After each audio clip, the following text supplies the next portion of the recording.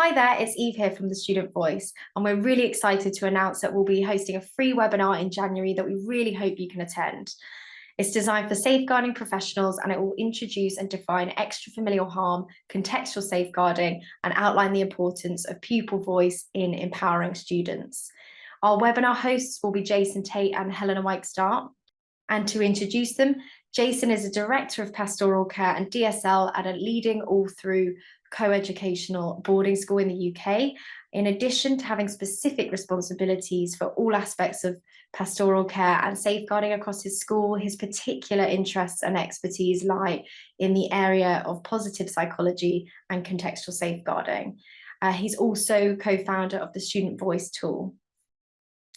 Helena is a specialist adolescent social worker with expertise of working to reduce the risk of harm to adolescents outside the home, with an area lead of child exploitation. Alongside this, she's the director of the Adolescent Safeguarding Consultancy, which is designed to help passionate safeguarding professionals better protect adolescents through engaging training and consultancy. Her practice focuses on extra-familial harm, using child-centered, trauma-informed practice and contextual safeguarding approaches. So here is a little taster of the topics that will be explored in our January webinar, and we really hope to see you there. Hello, my name is Jason Tait. I'm the co-founder of the Student Voice Contextual Safeguarding tool. I also work as a designated safeguarding lead and director of pastoral care at the school in England, and I've been working developing contextual safeguarding through Student Voice since 2018.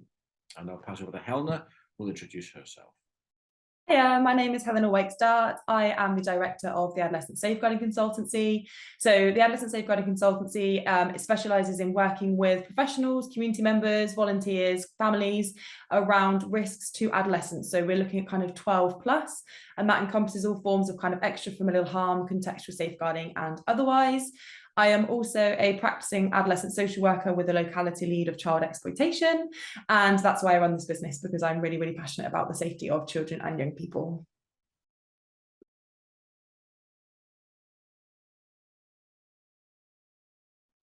Hello, my name is Jason Tait. I'm the co-founder of the Student Voice page.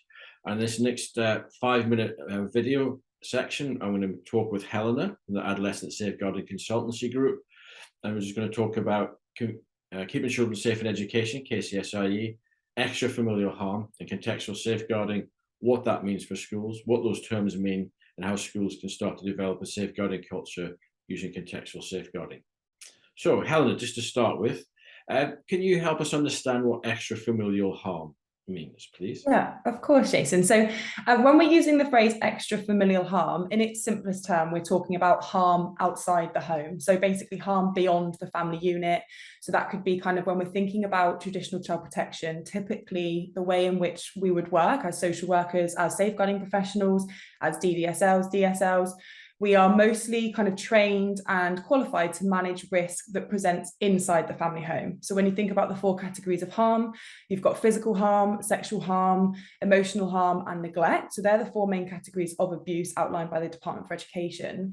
But extra-familial harm is best looked at as a sort of separate section, so almost a 5th category of harm, where we're thinking about all those different environments, spaces and places that children, young people and adults come into contact with that are beyond that family remit. So we're thinking about spaces like the online world, because that's huge for our children and young people. We're thinking about kind of out in the community. So it could be in places like the local park they might spend their time, the local fast food restaurant, the sort of transport hub.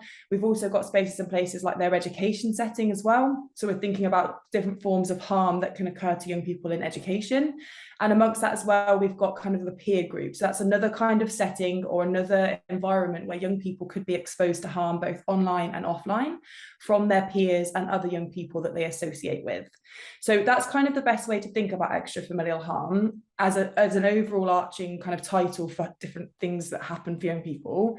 And if we're thinking about different things that sit underneath that, we've got things like radicalization, we've got exploitation, be that criminal exploitation, sexual exploitation, there's teenage relationship abuse, there's child-on-child abuse, which is lots of different forms of extra-familial harm like bullying, harassment, so that could be sexual harassment, it could be sexual violence, it could be racism, all those different sort of forms of harm, forms of abuse that these young people are exposed to is best known in kind of policy and the KCSIE as extra-familial harm.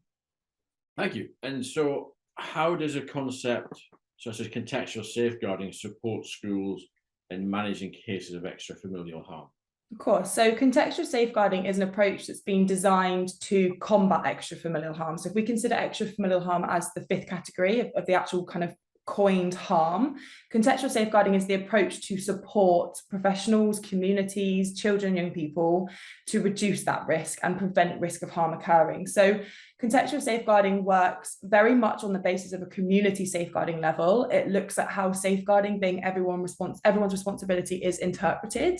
So it very much promotes the approach of all members of society, all members of the community having that ability and that skill to safeguard, and really empowering grassroots up. So looking at how kind of, if you're thinking about it in a school setting, how can we empower students and young people to have a voice and to recognize what's wrong and feel able and safe enough to speak out about that. So we're thinking about active bystanders.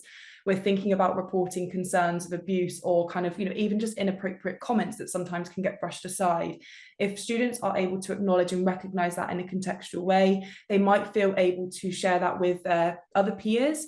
They might feel able to share that with teachers or parents or other trusted adults to be able to kind of respond to that harm.